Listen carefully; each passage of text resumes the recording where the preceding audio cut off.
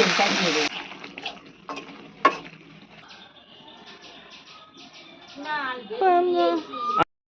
Hello everyone, good morning, welcome to সঞ্চিতার daily lifestyle blog. আর আমি সঞ্চিতা চলে এসেছি আপনাদের কাছে একটা নতুন ব্লগ নিয়ে। আর সকাল সকাল দেখতেই পাচ্ছেন চলে এলাম শাক কাটতে। আর আজকে একটু পাঁচমিশুলি শাক তোলা হয়েছিল, তো আমি পাঁচমিশুলি শাকটা কেটে নিচ্ছি। আর এদিকে মা রান্না বসিয়ে দিয়েছে।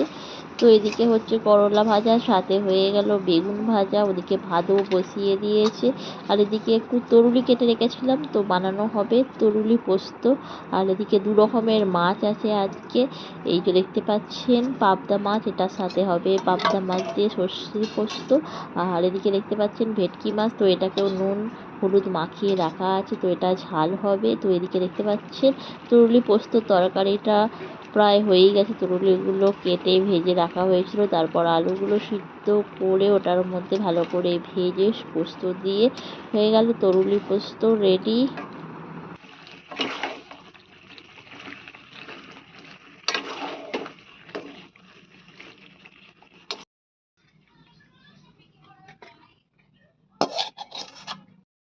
একদিন করবো বলে ঝিঙে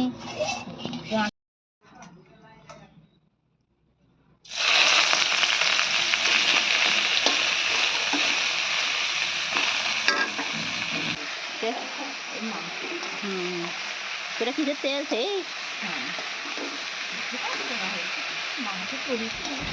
তো এদিকে দেখতে পাচ্ছেন পাঁচমিশুলি শাক ভাজা হচ্ছে। আর প্রথমে মা শাকটাকে সিদ্ধ করেছিল, তো শাক ভাজা হয়ে গেছে। আর এদিকে মাছটা ভাজতে দেওয়া হয়েছে। এই যে পাবদা মাছটা ভেজে নেওয়া হচ্ছে। আর প্রচণ্ড পাবদা মাছটা ফাটে।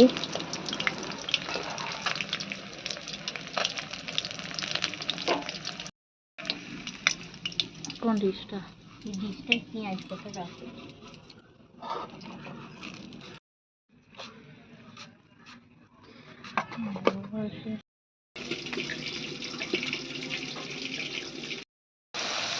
চাপতে ছিলে বলে তাই তাই না বলো?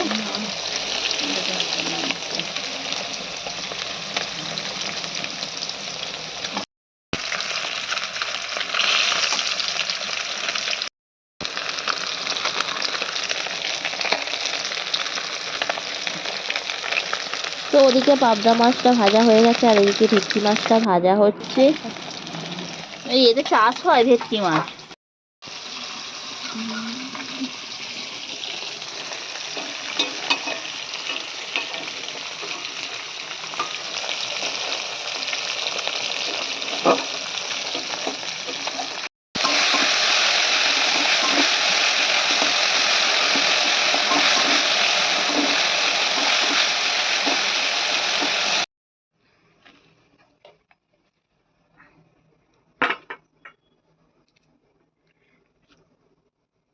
তো সমস্ত মাছগুলো ভাজা হয়ে গেছে। আর মাছের ঝাল বানিয়ে ফেললাম। তো মাছের মাথাটা প্রথমে দিয়ে দিলাম, আর তারপর ভাজা মাছের পিসগুলো একে একে করে দিয়ে দিলাম।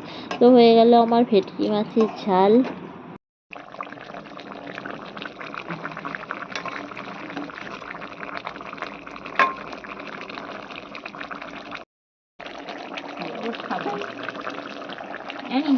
তো হয়ে গেল মাছের ঝালটা। আর তারপরেই হবে পাবদা মাছের ঝালটা। আর এই তো পাবদা মাছের ঝাল হচ্ছে এখানে।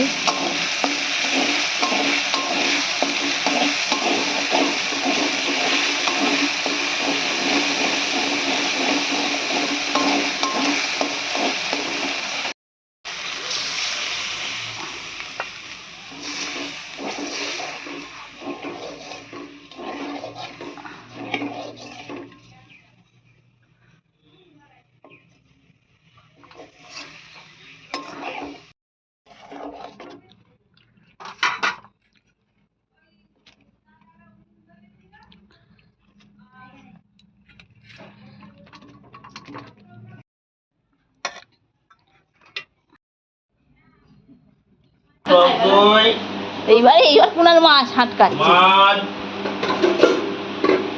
কুনাল আবার মাছ খাবে না বলো? সেই